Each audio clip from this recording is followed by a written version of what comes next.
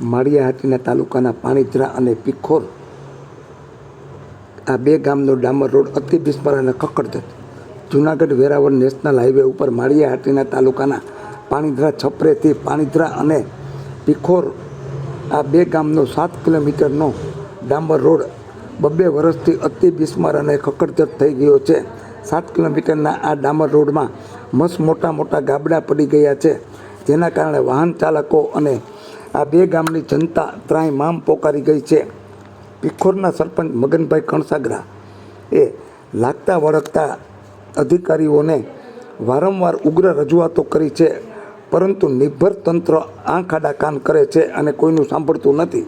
ટૂંક સમયમાં આ રોડ બનાવવામાં નહીં આવે તો પીખોરના સરપંચ મગનભાઈ કણસાગરા, પાણીધરાના સરપંચ અને પાણીધરાના સામાજિક કાર્યકર જેસભાઈ વાજા ગ્રામજનોને સાથે રાખીને ઉગ્ર આંદોલન કરશે તેવી ચેતવણી અપાઈ છે।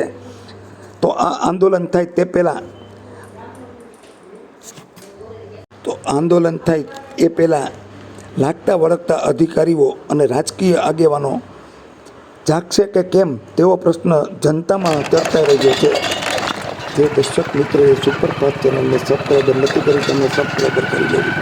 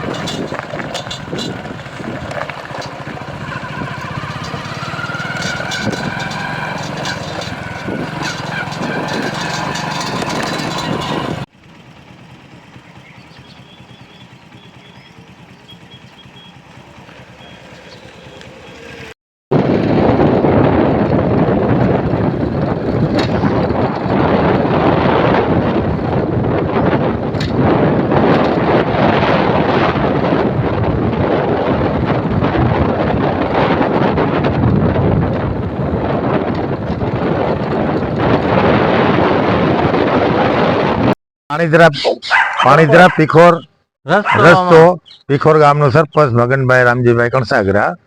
પાણીધરાથી પીખોર જવા માટે રસ્તો રિપેર કરવા નમ્ર વિનંતી।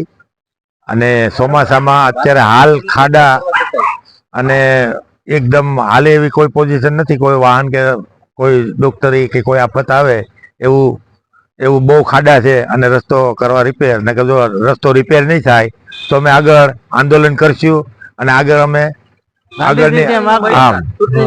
ચૂંટણીનો બહિષ્કાર કરશું। અમે પાણીધરા પીખોર। હું પાણીધરના વતની જેસાભાઈ વાજા બોલું છું।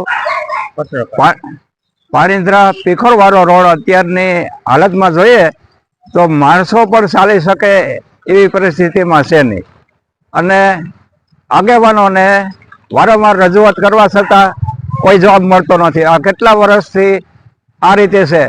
હવે ગામના સરપંચને બધા આગેવાનો બધા દોડીને થાક્યા, કોઈ જવાબ આવવા દેતા નથી।